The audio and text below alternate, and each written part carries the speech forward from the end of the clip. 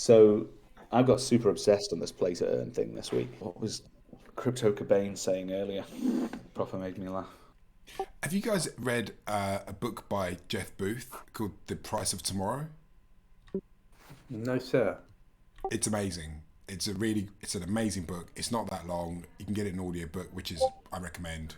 And basically, he talks about the de-inflationary nature of technology, and how everything basically Yeah. will revert to price zero. So like everything from energy costs through to like technology costs will all basically go to zero over time. So with that in mind, how do you and you also so with that so price zero not just doesn't just mean cost, it's the cost of production with like human capital. Like you don't need people to produce a lot of things anymore because there'll be robots, AI, all this stuff going on.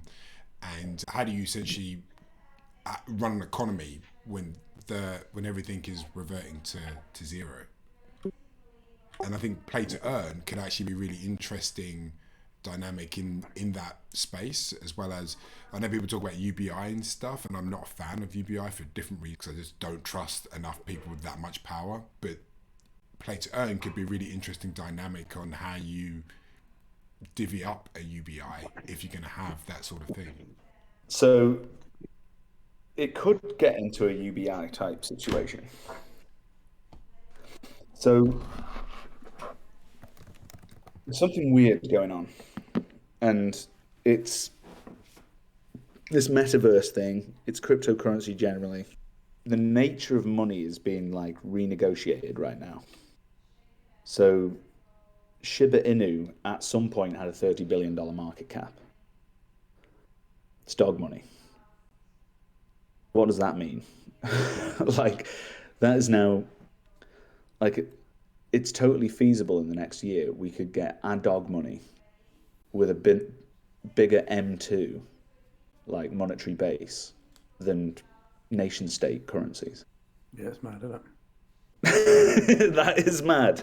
Yeah, it's mad. Well, So, it's not that mad when you think that most countries have detached from what money really means well, a exactly. long time ago. But actually, well, of course. So there's, I don't know if you know much about modern monetary theory. I do. Stephanie Keller, she's absolutely mad. She's lost it. So modern monetary theory, it's more the idea of the whole thing can be simplified down to who manages the money printers best. So you turn the money printers off, money is now an idea rather than some anything with any kind of fundamental value. And that's actually what we're doing in crypto. Like we are we are the realization of modern monetary theory. This is what happens. You get dog money that's valued at $30 billion. Oh, okay. So I get it. So you're saying, so yeah, so each token that's fungible is a printer that's just been turned on, and now it's a Yeah, race for who's going to be the best printer. exactly. Now, at the moment, everything in crypto is a popularity contest. There's no fundamental value at all, really. And apart outside of the top two, like Bitcoin and Ethereum make sense, everything else doesn't make sense at all. Outside of the stable coins, everything else is just a pure popularity contest. There's like Shiba Inu and Doge are in the top 10 most popular tokens. And then there's other L1s that might be like Ethereum in the future. And then there's some just outright lies packaged in fake technology, which people believe in. Like what? So, Yeah. given that we can make money that easily now, play to earn could be utterly insane because people can earn money in the metaverse for flipping frogs or something, and it can make them millionaires. Yeah. I There will think be like millionaires made. That's what the fact there's already been millionaires made from flipping monkeys. yeah. My sort of broad thinking on play to earn is I think we maybe touched on it a bit yesterday is that we were just talking about it actually, Lenny and Matt and I. It's like part of the issue at the moment is they are focusing on the earn mechanic too much, and the games are monotonous and they feel like a job after a while. There's very little fun. The play is very much the least prominent aspect of play to earn. It's very much just let's do this and I can earn a certain amount of money. And I think what we were saying yesterday is like when the big players who AAA sort of producers and software developers who get into the space and then make the sort of games that you're paying money for because you want to play them and they're fun to play, and then they have the ability for what you earn in the game to then be sold because it has a this already exists but without the sort of the marketplace of NFTs to support it, right? And I think this is my thing about it is rather than the gameplay itself generating tiny fractions of currency here and there and it's sort of a grind to do it. I think as soon as you get a thing where you go, this player is much better than this player, and as a result, they've unlocked these five things are very valuable to people who can't achieve those. Therefore, they have a higher value to other people, and you can buy them off that person. Things that we've seen ages ago, but actually now existing in NFT and on the blockchain, and you can obviously validate all these transactions, and they have their own value. Like I think that is when the play aspect will become more prominent, and it will be a totally viable, real Yeah. source of income. So the thing that Crypto Cobain said, I'm gonna post the tweet in our general. It's actually he's taking the piss, of course, but Of course. That's what he does. that's what he does. But I might make a play to earn game that's truly honest. No graphics, no storyline, just a box for a token. You click as many times as you want. Just sit there clicking on the box and you'll get paid. The box gets smaller the longer you play and rewards diminish. Yeah, exactly. So that's actually like what's happening in Axie. Yeah. Yeah. So And Axie has created a box that people click. What they're doing is completely arbitrary. No one's having fun anymore fighting exactly. them, fighting them Axies. They're grinding. And to And the like point where they click farms grinding for them. yeah. And the So there's just sorry. too many people chasing the same pot of money. Yeah. And like I think the thing is you have to in these games like there are people obviously in these huge companies, whether it's Bungie or Ubisoft or EO or whoever, who have spent years researching this. So you have huge departments of people in the psychology of gaming way beyond the sort of development stage of a game who are influencing it all. But the thing is you have to have a grind in a game. You have to have a way to let Yeah. less skilled players who want to just switch off and put some music on earn something. And the best games have that. They're like your little farming things where you walk around the world picking up bits and Um, pieces, and eventually you'll get a little bit. But you have to have all the other aspects of the game on top of that. You have to have the skill based acquisition of like really rare items and valuable items. You have to have the some RNG involved, some luck involved. You have to have all of those things together in an ecosystem. And at the moment, I think most play to earn games are just the base level of grinding. Anyone can earn the same amount. So I've realised both markets and our resident pool are basically play to earn games. Yeah. That's exactly what they are. They're like basically free to play outside the gas, apart from yield, where you have to put some skin in the game to play. Yeah. I think that's part of the. So all games will trend to what Crypto Cobain was talking about, which is just literally just a skinner box. Where now the reason why I'm thinking about this is because our Shibaku game is going to be a kind of slot machine. Hmm. Are you familiar with a Skinner box? Nope. So Yeah, like Skinner pigeons. box The is pigeon. you put a rat in a cage, and there's a lever, and when the light's on, and they click the lever, they get a treat. So the light comes on, they pull the lever, treat, and they do experiments on whether they'll learn with the lights on. Sometimes they electrify the floor to tell them to condition them to do something else. Hmm. So this is like, in Skinnerian terms, operant conditioning, Yeah. where you give a treat for doing specific things. So what could happen in these play to earn games is that power of collectivized action is utilized in a game. So it's not like a you versus one versus another player, and then there's Axie does it. It's got tournaments 2v2 all the way down because the game is 2v1. So where I'm at with Shibaku is we've got a slot machine like game which has these symbols, and the symbols can mean anything we want them to mean, or whatever the Shibakus want them to mean. And they can stake some tokens in order to increase their probability of winning in the game. Got you. So, what did UV call it earlier? It was called it probabilistic shuffling or something, Yeah. where there's a chance you'll win, there's a chance you'll not win. But you can increase your chances of winning by doing this. The most basic of that is buy some tokens. Yeah. It's like the a really simple way of doing that is, and might be what you're alluding to, is team up with two other people who have completely different symbols to you, and you're all basically putting your symbols forward and splitting the pot. So we've talked about this a few times, haven't we? Have little tribes Yep. or clans where they mix and match the traits to increase their probability of winning. Yeah, it's freezing. Not as cold as yesterday. Not as cold as yesterday. Sorry, Maggie's just going to work. No worries, man. So yeah, what you can imagine this slot machine thing, right? Which is like a lottery. Generates numbers, and if you've got matches, you win. But sorry, there you go. What was I? Yeah. So three symbols gives you a probability of a match across 6 draws, and it's 50-1 that you'll get 3 if you've got 6. Yep.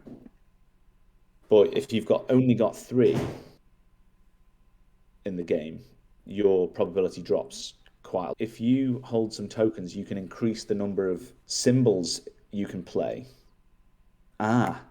Is it not better to reduce the amount that are in the draw? So if you stake tokens, you can say which symbols do you not want to be able to come up in this draw. Another way of doing it is removing symbol, like reducing the other side of it. Yeah, There's 2 exactly. That diamonds. seems that because you can then go, I don't want star to come up, I don't want thumbs up to come up because I haven't got those, and I can, because I've staked X amount, I can remove 7 tokens from the draw. So what it is, a kind of maths called combinatrix, combinatrix, yes, combinatrix. It's probabilistic stuff. It's how you calculate the probabilities of lotteries.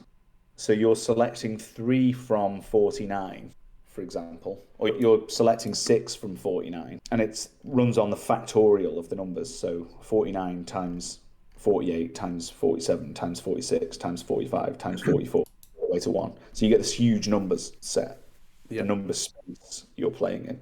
It is like mining. So Bitcoin mining works on you're looking for a number in a number space. And shard 256 means you're looking for a number in 2 to the 256, which is an astronomically, impossibly large number space. Yep. But what we can do here is build a much smaller number space. And what determines the size of the number space is the number of symbols, the factorial of the number of the symbols. So if we reduce the number of symbols, that makes the game easier for everyone. Yeah. What makes the game harder or easier for you is having more numbers of selections in the game. But we also said as well, didn't we, that let's say that your Shibaku mints with 3 hand symbols, then that if that comes up, that counts as 3 matches automatically for you. Yes, so you can have, that's it, your Shibaku automatically wins every game if you've got 3 matching ones. Well, we were saying, what we're saying that let's say 6 matching tokens gives you the jackpot. What we were saying is if you end up matching 4, but one of those is the ones you've got a triple of, that counts as 6. If you see what I mean, do you know what I mean? That one of those counts for 3 because you've got 3 of them. Then you only need to match 3 others, and you've got the 6. Here's the thing: there's a load of different ways to shuffle that game around to change the probability space for a Shibaku in that number space, right? Mm-hmm. Now we've got all these other traits to play with, which could impossibly blow up the number space and like hugely in size. Because if now all of a sudden you get a different probability if you're a queen or a king. Yeah. Do you know what I was just thinking as well, which I really like the idea of, how we've got a speed trait. What if Yeah. we said, if your speed rating is 1, let's say, imagine this, when you enter the game, every day you get 10 minutes in the game and it starts counting down immediately to get your matches, right? If your speed trait is high, the speed of the animation of putting the handle is much quicker than if your speed rating is 1. So you can actually get way more goes in that 5-minute window or 10-minute window, whatever it is, if you've got high Skinner box. speed. Yes, this is why this is realize this is a kind of Skinner box, Yeah. right? So although Crypto Cobain's being ironic about that game, it is a fair launch for a play to earn game. Yeah, yeah, absolutely. So what you want is a fair launch of a game is an interesting idea because normally there's a very rapid emission to tokens for the early people to drive the adoption of the game. But that can end up in a way where it makes a small number of people rich and then everyone else is just getting creamed off them for the rest of their lives. Mm-hmm. Or the rest of the game's life, let's say. So what you need is a game that's so simple that the players get the tokens in the initial launch rather than the speculators. Yeah. So what I think we can do is get them playing this game, earning points pre-token. So the initial distribution of the token is to the people who hold the points in Yeah. this game. Absolutely, yeah. So you can give like 15% of the token supply to the players based on the scores in the game so far. Yeah. We can distribute those tokens as an airdrop in bank and then give them a yield pool where the houses are kennels. Yes. What should the pool be called? If we've got resident pool, tycoon pool. Yes. Oh, do you know what? Did Marta get back to you about the votes Yes. for the Shibakus? How can we do this? Oh, it's next week, isn't it? Yeah. We could do it So about the his main thing. hard bit, harder than tech, is coming up with what's the best votes we can give them. Yeah. I think in terms of that game, the game we're talking about, which is essentially like a raffle or a lottery, I think, harking back to where the conversation started, I think it's quite helpful if we don't necessarily bill it as a game, because it's not really a game. Like in the same way that a fruit machine isn't really a game. You wouldn't go, "Oh, I'm having loads of fun playing this fruit machine." The reason you're playing it is because Oh, some there's a really people good love chance fruit. you're going to get rewarded. And so I wonder if there's Yeah. a way we reference that, because I think we will have mini games. We will have fun games to play as well, like small Well, little do you know what it individual. is? They're managing. They're the miners Yeah. of dog money. Yeah, exactly. And it's, if you've got time to spend pulling that lever and you want to do it, then fair play to you. But what we're not saying Well, is this what is a game that you're going to have loads actually, of fun playing. which is smart, is that you can delegate your lever pressing to someone else. Yeah. So what you can do is give some percentage of the emission to someone else or a clan to do it for you. Can earn money as a Yeah. group. So like with delegation, with when you stake, I would say, yeah, most of the staking mechanics have delegation style Yeah. attributes. Yes. Yeah. Like and like Axie has the concept of scholarships and scholars. Yes. So the Exactly. scholars thing is how you manage your little team who's pulling the levers. What you'll be able to do is clans will have hit rates, right? So let's say the light comes on for 10 minutes a day. Or to start with, it can be like an hour a day or something, but the game gets harder by the time it's on. So the shorter amount of time. So if you've got to go and pull a lever, you've got to coordinate with your clan to cover that to be watching. Yeah, so you're recruiting as many Shibaku who have the highest speed What rates will as happen in possible to be Discord is your someone will grinders. say the light's on, so you'll have people looking out for it, Yeah. and then someone's just got to be watching the Discord to come and hit the lever at the right time. Yeah, there's a bonkers thing you could do where you go, let's say you've recruited 10 people who've all got max speed because you want them to be your grinders in this game. You could do a thing where you go, if your volume is max, you hear the announcement about the light being on before people with a 1 volume. It's almost, do you know what I mean? It's almost like your sonar, and you go, so every clan should also have someone with max volume who's listening out for the ping, because they get pinged 10 minutes before or whatever. What we could do is have a Discord channel, which you can go only get in with max volume. Yeah, and your announcements come in there before they go everywhere else. If you've got max volume, then you get the notification. Yeah, earlier than anyone else. Yes, this is brilliant. Just call them packs. Yeah, exactly. A pack of Shibakus. Their symbols collectively determine that probability in the game. So what we could do is have a draw of 6 from 6, which is higher number space than you get in a lottery, for example, which is normally 49. When you say number space, is that total numbers available? Yes, it's all the kind of like combinations of those numbers. Aha, okay. Thank you. It's all the possible combinations of symbols in our case. So if there's 60 symbols, there's 60 factorial something combinations of numbers, which is where the combinatrix comes in. So we'll get the data down on this,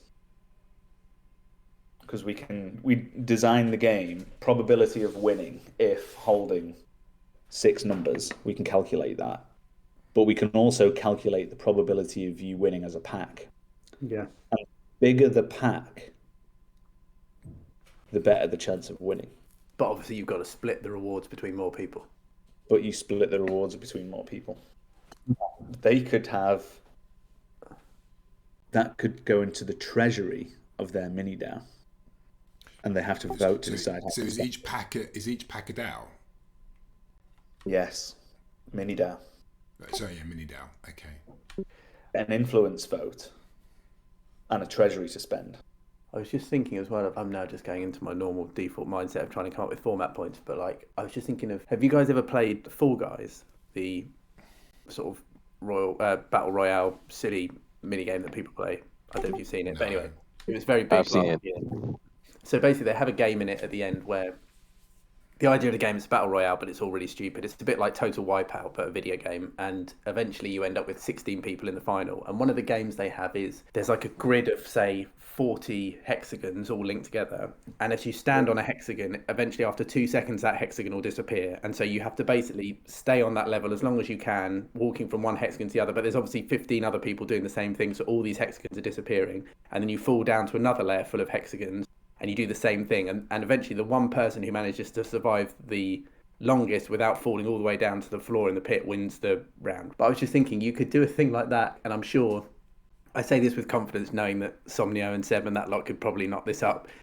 If you had a game which is more of a game and less of the sort of lottery aspect, where imagine those blocks are ice blocks, and if you have a really high temperature Shibaku and you're standing on it, it will melt the ice much quicker than someone who's got a low temperature rating. And you basically want to recruit people who've all got like ice cold Shibakus who will be able to stand on a block for 3 seconds before it breaks, rather than someone with a high temperature who will go through it in 1 second. And you just do that battle royale game whenever you want with a team of people, and the winner takes the prize pot or whatever. Do you know what you can do? Is the mini DAOs can make proposals for mini games. Yeah. We can make any of these things. Yeah, exactly. So, like, we can pass the power over to the Shibakus what games they want to play. Yeah. I'm just sticking in the reading channel that just a video of that game, because I appreciate it's so ridiculous when I just explained it. Where should I put it? Off topic. Off topic. Okay, it's in there. You can see from the preview how it works, but I haven't got YouTube Premium. Spammed by fucking adverts. I just want to see. Oh my god, I'm a professional gamer at this. Is that one. Mr. Beast? Actually, there's quite a few players. I know, it's But that someone might else be with good. it's someone who looks like him, Pedgewin, and I just picked the first one I found. Uh-oh, we got a couple Oh, of I pro see. gamers in here. So Ah, obviously, if you've got a low temperature, you're not going to melt your block as fast as someone with a high temperature. So suddenly, when everyone's thinking, "Oh, high temperature is really good," which it might be later on in the campaign, actually for this game, you want to recruit people with a really cool Shibaku, so they don't melt their block as quickly as other people. And then yeah. the idea is you just got to survive. So is the it longest. like how what's the word I'm searching for? Like flexible are these packs going to be? Because would it be that there's like seasons? So you'd have your clan for that season, and you might work together for a season. And Well, then there'll be different games. So I'm just Yeah, I looking at think this. So what we've got is heat. We've got temperature, and so we've got two sides of temperature. So you could have like hot and cold play into it. I think you also recruit based on sort of friendship, and you recruit based on reliability, Yeah. like people who always turn up and will always perform and stuff. But I think what it does is, if in chapter 3 of the main campaign we go, right, this door, to get through this door you need to have a high power rating, it may just make you want to recruit a few more people into your pack, and maybe we can limit on the amount of people there can be in any one pack, just again add another dynamic where everyone's voting you out to get someone else in or something. I don't Where know. I think it gets super interesting is the collaboration. Yeah. So what we're looking for is a game that people get better at playing if they collaborate. And it starts with this Skinner box thing, which is literally just push a button as like level 1. And that's always going to be there. So once these games, if they're decentralized, start playing, they play indefinitely. Do you know what I mean? So we can stick that in a smart contract, and that's like the base level mining operation. And then you can get more tokens if you play these other games at level 1, 2, 3, 4, and 5. Here's another bonkers idea. I don't know why I'm getting quantum mechanics problems. Yeah. I don't know why I'm getting so specific with these ideas, but I was just thought of another one you could do in terms of collaborative games. If you had a game of basically, let's say it's like hot potato, but with a snowball, right? And so there's 6 of you throwing this ball between each other, and obviously if your temperature's low, the ball will melt slower, but you have to get as many throws in as you can. So it's basically the number of throws you get before the ball melts, and everyone's setting a score for the day, and whoever has the most throws before the end of the day wins the reward or whatever. Because that one, you've got to have some sort of accuracy throwing it between each other, so it's collaborative as well as being like trait based or whatever. I don't know. I'm being incredibly specific now, coming up with ideas, but I think There's a design paradigm in blockchain games where, because they all end up financialized, right? So it all turns into farming in the end. You can it's certainly possible that one day we'll end up at GTA 6 with its own cryptocurrency. I wouldn't be surprised if GTA 6 had its own cryptocurrency. yeah, But on the road to that, these first era of play to earn games are basically going to be something like Ponzi schemes and a simple game where the people who understand the game can game the game. So I was talking to a guy, one of my mates is like super into poker, and he plays poker with like poker circles, and people turn up pissed on like Saturday, and there's 3 guys on the table who are like, money. So what happens is there's people who are like fish at the table, right? So that's the expression used in poker where you're the fish, you're just gonna get eaten by the sharks. So there's like some of these games. This is why the transparency of them needs to be like really clear. So a lot of what is happening in like DeFi is like, and Olympus DAO is one of these. It's like an asymmetric money game where if you're one of the fish at the table, you're feeding the Ponzi, right? You need more people. You need more dumb money coming in all times to keep the game. Taxi right now, basically. Yes. So what was happening was people were feeding Ponzi for a while, FOMOing into the coin. Now, I don't know, is it wrecked now? I don't know. Is it actually doing really well? well, I mean, if anyone's got money to develop some new games, it's Axie, I'd imagine. I'm sure they'll. It's number 23. It's got a $9 billion market cap. Yeah. So they're still pumping hard. So the question is now, let's have a look at Olympus now.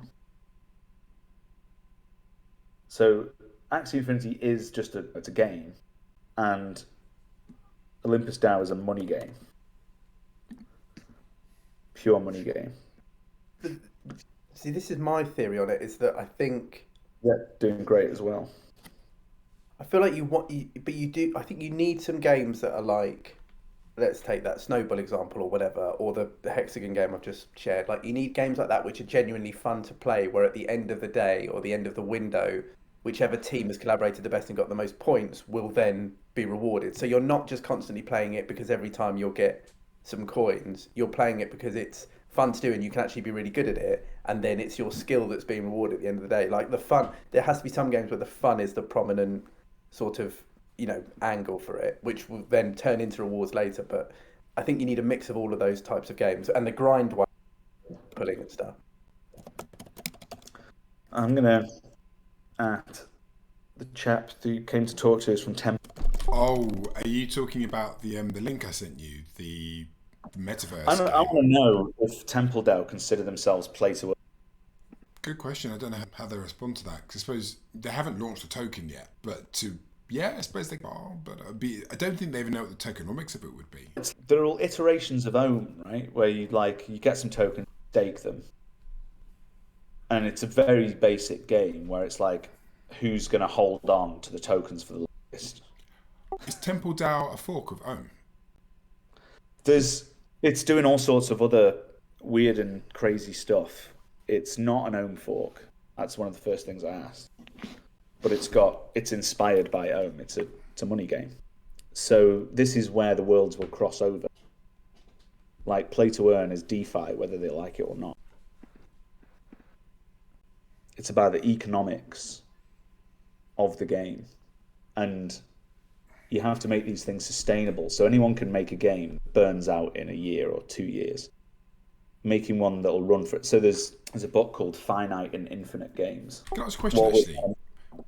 Yeah. Why did people think that was it called Flying Pigs? Is that what it was called? What was the one with the pigs that James Case. Yeah, he died last year. This is really cool book. I'm going to share that in the reads. Chris, can you remember the name of the game? What was it called? The one with the pigs. Oh, Angry Birds. Angry Birds. That's it, Flying Pigs.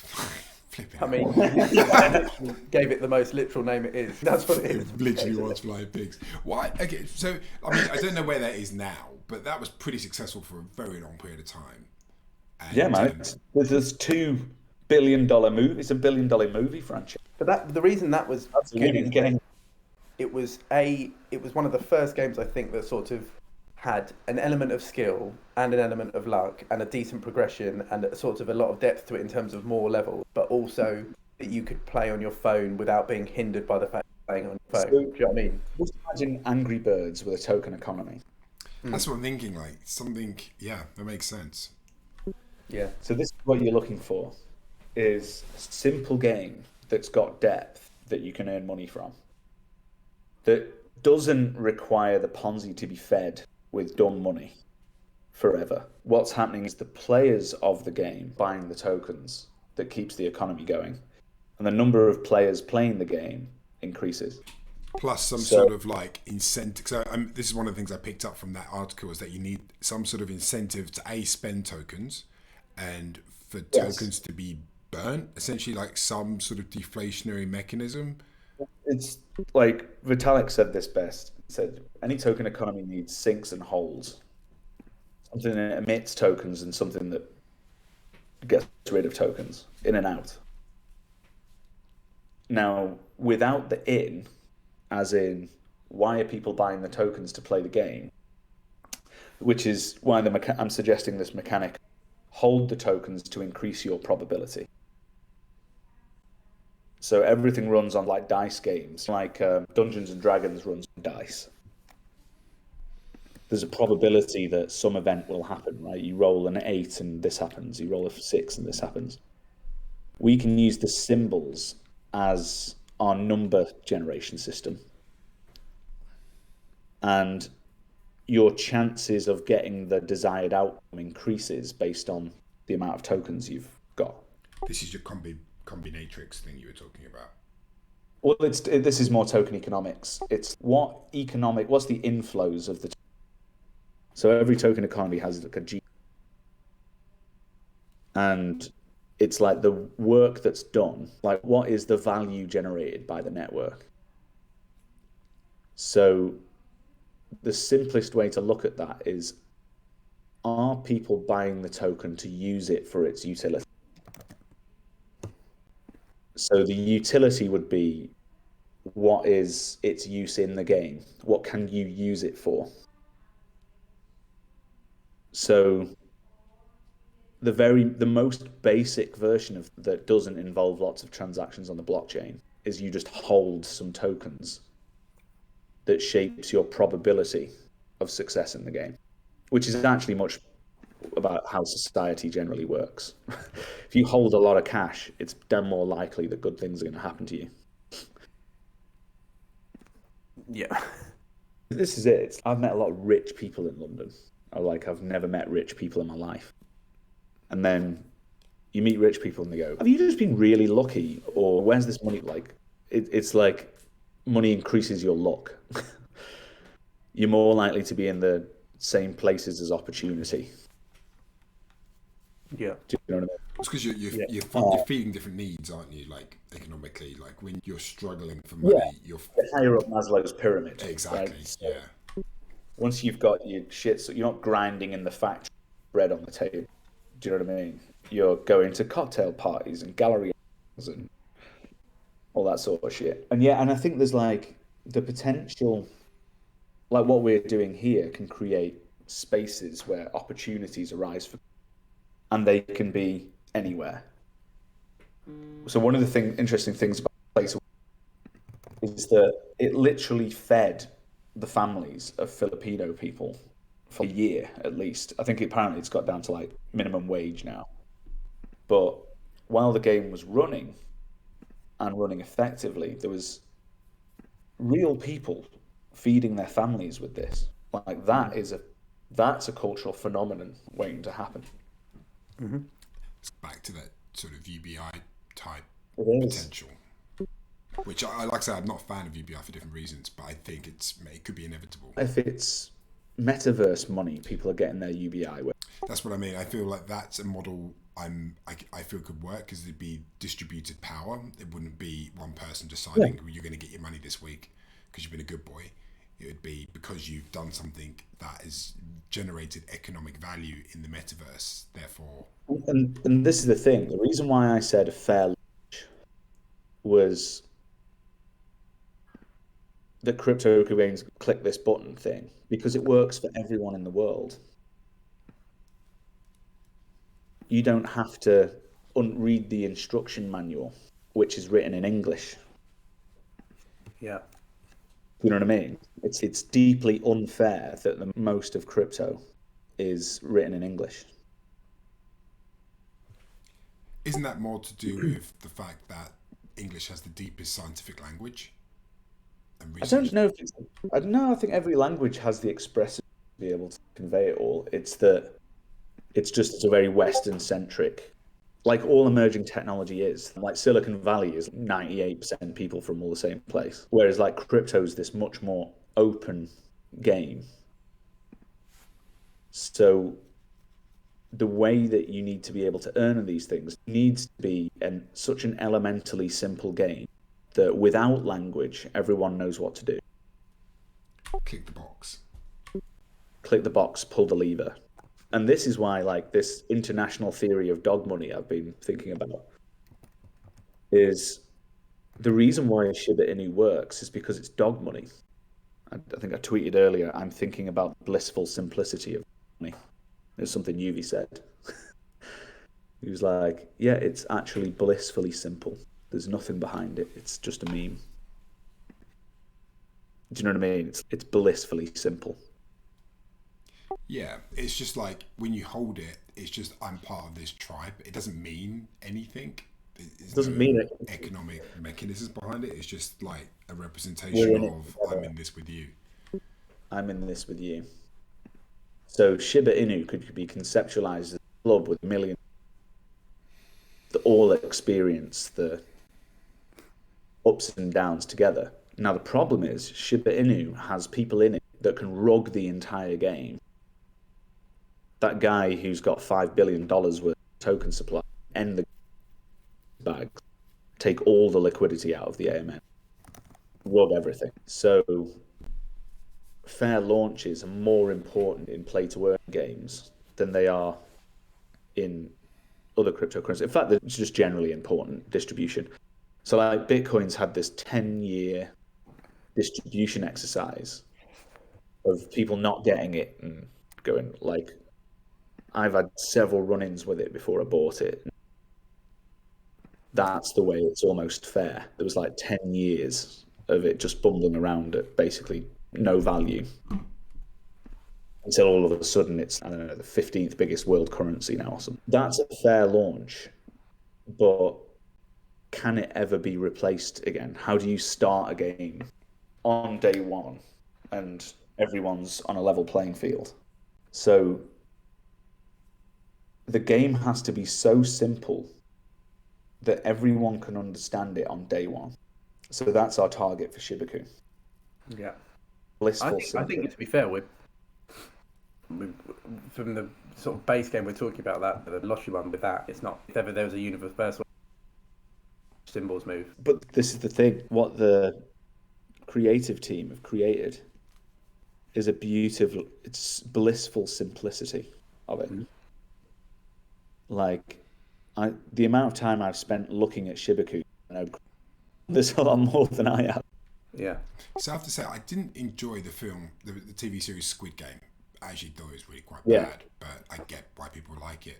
But that's what that was all about. It was like the simplicity of kids' games and how they could transcend age and gender. But there's this, you didn't really even have to understand the rules of the game, you just got them. So Yeah. maybe there's something in kids' games which I think we need to look at. Squid Game captured people's imaginations. Yeah. And it can run out of steam as a kind of piece of art. It, like, there was some, when the English people turned up or whatever, it just got really bad. But it did have an interesting social commentary.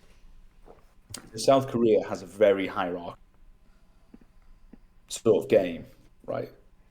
It's like they're trying to run a meritocracy almost, right? Where there's quite low social difference because it's a new country, basically. There isn't like generally like generation, there isn't that much generational wealth around. So it's almost like a fresh start, economically speaking. But the society's trended into this very dog eat dog. It's like a meritocracy on steroids. And so it captures that thing that in a really interesting way. It was like the guy who was running the Squid Games thing said this is fair. And to a certain degree it was, because there's like 500 people all playing a school game that everyone understands. Who all agreed to be there. Who all agreed to be there. There was a degree of consent to it. But what will people consent to?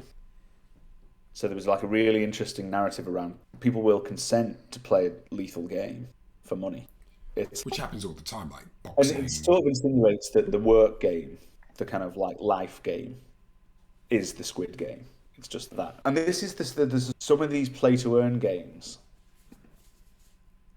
will turn into this, and the sort of secondary point that Crypto Cobain was saying, the tweet underneath it. What was it saying? There's like it all turns into a kind of mechanical Turk blockchain. Do you know what I mean? Where everyone's just grinding for money. I remember a weirdly similar thing happened quite a while ago now, maybe 2011, 2010, 2011. There was a thing which, I don't know how I ended up meeting the guy who ran it, but you remember that was the sort of time where clicks on websites were like, that was all the rage. Like YouTube had just started and CPM became like the biggest sort of hot topic in terms of making money.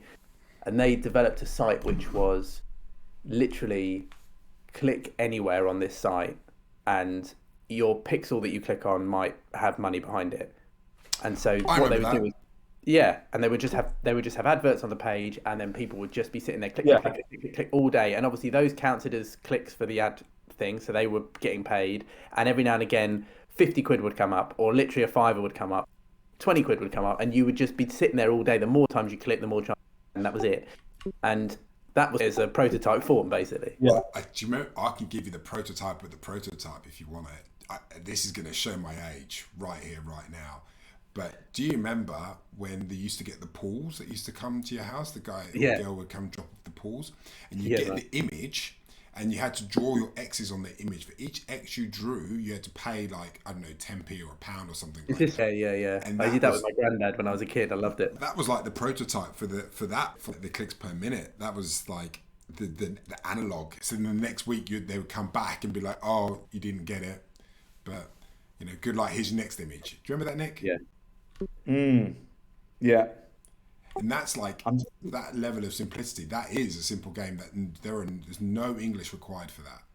So I just got lost there for a second. Think like the anti-NFT people. The next thing is anti-play to earn, right? There's going to be a lot of people who take offense to this move.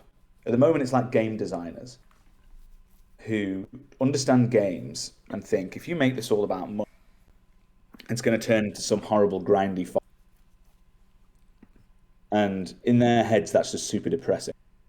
And it probably is super depressing. The way to look at it is there's going to be so many of these games that people will like swarm from game to game to rinse the game for as much as they can, then move on to the next. So there's like the permissionlessness of this space limits the downside potential of everyone getting locked into some play to earn hell. Do you know what I mean? Because you just don't play the game then. But also, I like- think what we should do is maybe we should dictate some of that, and we should just open and close doors to different games when we want. Like, do you know what I mean? We could just close off this game, and we just say that's it for this one. This game's now launching, and we can bring it back later. But It's, you know, do you maybe know what makes the difference is governance. yeah, And the people will decide their own games. Like, if play to earn can be central,